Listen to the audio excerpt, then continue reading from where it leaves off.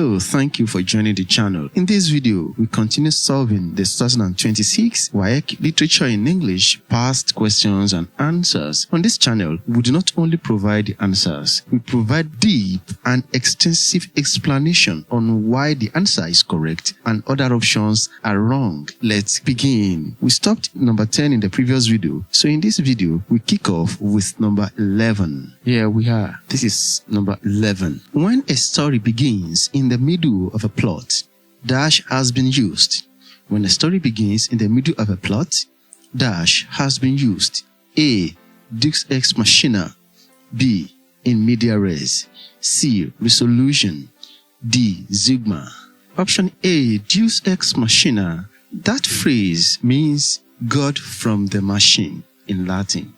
It comes from old Greek plays where a mechanical powered machine like a crane lowered an actor playing the role of a god onto the stage to save the heroes. This happens unexpectedly when the audience do not expect at all.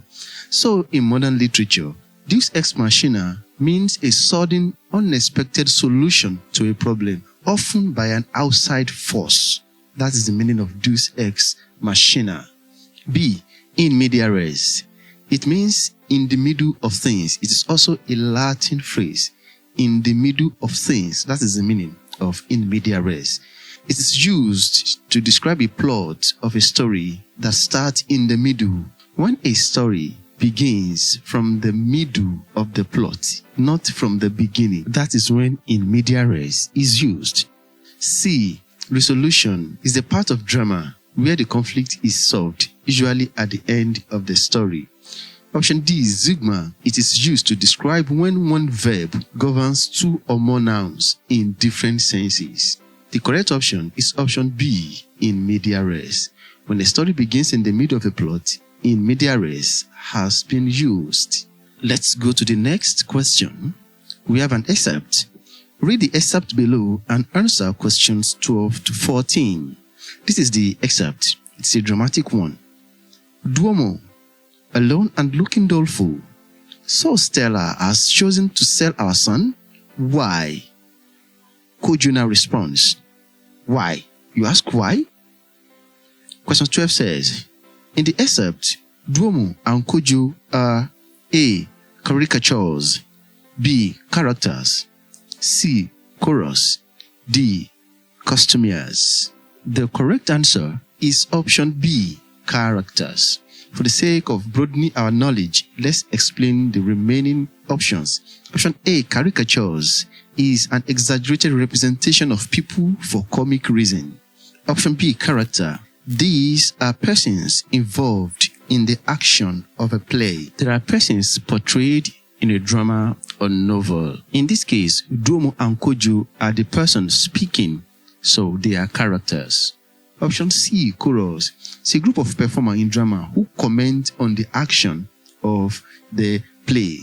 Whereas option D, costumiers, people who design and supply costumes, like the clothing, like the makeup, to the actors of a play. In the excerpt, Duomo and Kojo are characters. Number 13. Alone and looking doleful illustrates.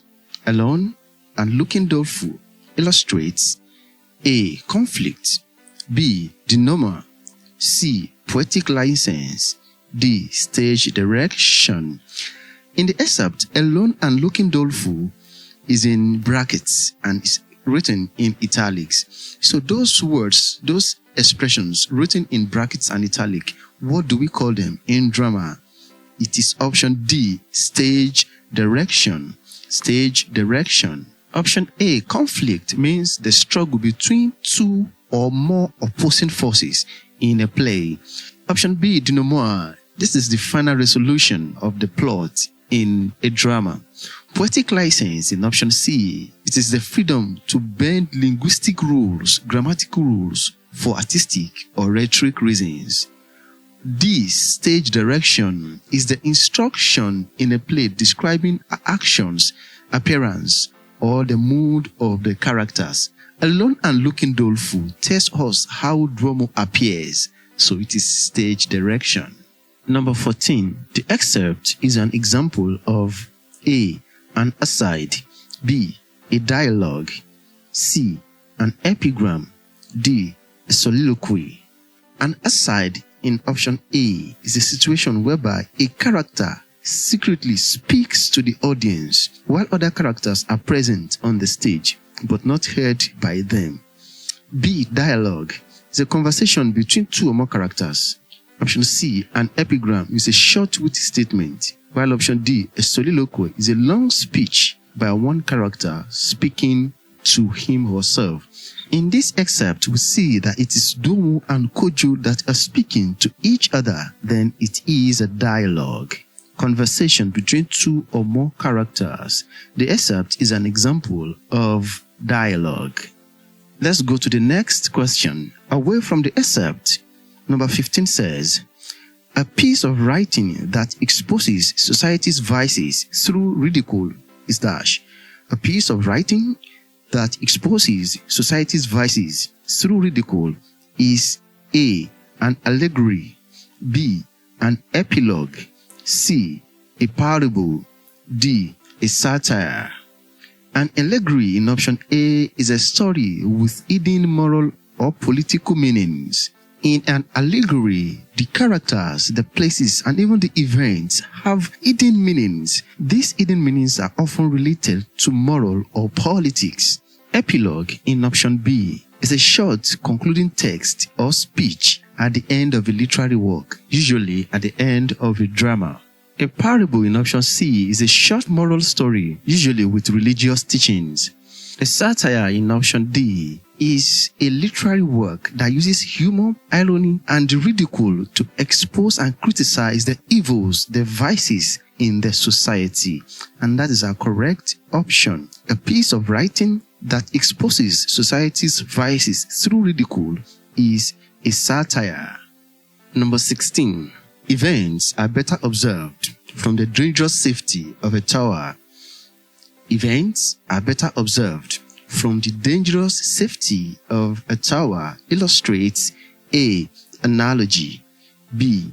Epithet, C. Metonymy, D. Oxymoron. A. Analogy is a juxtaposition, a comparison of two things for the sake of explanation.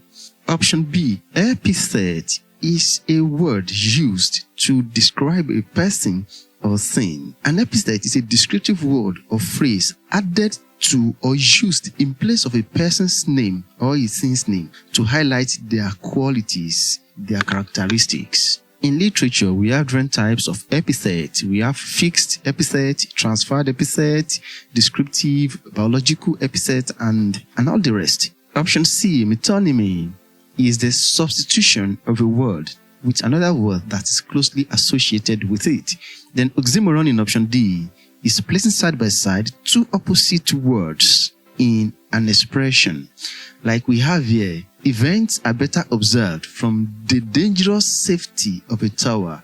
Look at those two words, dangerous and safety. They are beside each other and they are opposite in meaning to each other. So they are an example of oxymoron. The correct option is oxymoron in option D. Events are better observed from the dangerous safety of a tower illustrates oxymoron. Number 17. An idea that recurs throughout a story is the A. Image, B. Motif, C. Subject, D. Theme. Image in option A is a picture or description that appeals to the senses. Motif in option B is a recurring idea, object, or phrase that develops the themes in a work of literature. Subject in option C is the person or thing whom a work is all about. Subject could also mean the people or subordinates whom a monarch rules over. Option D, theme. The theme is the central message or the main idea of a work. The correct option is option B, motif. An idea that recurs throughout a story is the motif. We must note that there is a relationship between motif in option B and the theme in option D, but they are different. While the theme is the central message or the main idea of a work of literature, a work of art generally, a motif is the recurring idea in the work of literature. A motif helps to build the theme, that is, the relationship between the two of them. Number 18. Milton, thou shouldst be living at this hour. England has need for thee. Milton, thou shouldst be living at this hour. England has need for thee is an example of A. Antithesis, B. Apostrophe, C. Euphemism, D. Hyperbole. Antithesis in option A is a contrast of two ideas in a sentence in order to create a balance. Apostrophe in option B occurs when we address an absent person, a dead person, or a non-living entity as if they could hear us. C. Euphemism is using mild expression instead of a harsh one. D. Hyperbole is a deliberate exaggeration. Now, if you look at what is given to us, Milton, thou shouldst be living at this hour. England has need for thee. You will see that Milton, who is dead anyways, is being addressed as if he could hear the speaker, and that makes it an apostrophe. Option B, addressing someone who is dead or absent as if the person could hear us. Let me quickly add this. From my observations over the years, I've seen that there are markers for identifying apostrophes. You see, someone who is dead or someone who is absent or a non-living thing is supposed to be addressed using the third person pronouns like him, he, she, it. But when we now begin to use the second person pronoun for them, pronouns like you, like thou, like thee, then we are beginning to use apostrophe. In other words, second person pronouns like you, like thou, and thee, when they are used for a dead person, an absent person, or for a non-living things, they are markers for apostrophe. Number 19. A ballad. A ballad. A. Avoid mystery. B. Causes laughter. C. Praises a hero. D. Tells a story. A ballad is a type of poem that tells a story. It often involves having a specific narrative style and having refrains. Option A. Avoid mystery. Ballads do not avoid mystery. In fact, ballads often contain mystery or tragic events. Option B. Causes laughter. No, ballads don't cause laughter. They are in most cases not humorous in nature. Praises a hero. Well, it is epic or ode. Those are the poems that praise heroes. Option D. Tells a story. Well, that is the correct one. A ballad tells a story. Number 20.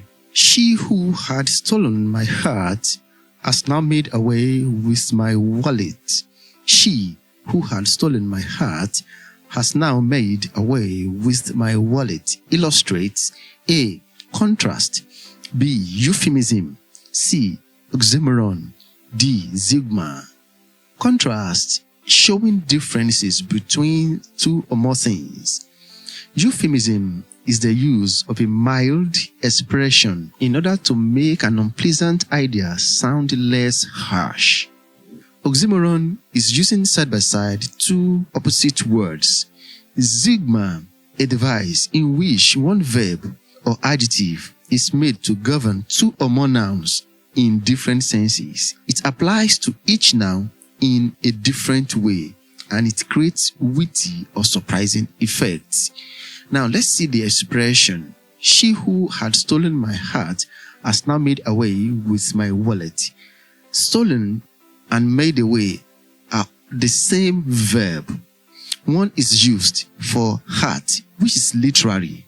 You cannot literally steal someone's heart, but literally, you can steal someone's heart if the person loves you dearly.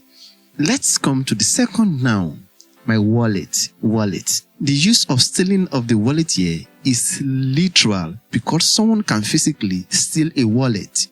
So stealing of the heart is literary, while stealing of the wallet is literal. So stealing of the two nouns are used in different senses. That is zeugma in action. The expression is an example of zeugma. She who had stolen my heart has now made away with my wallet. Illustrates zeugma. So guys, we have come to the end of this video. Please encourage me by subscribing to the channel, drop a comment, and of course like the video, share it. Those of you who have been sharing my videos, I want to say a very big thank you, because I can see from the analytics that my videos are being shared. Thank you for sharing. I appreciate you. Continue to share. Thank you. I do not take you for granted. Until I come your way again, have a nice day. Bye bye.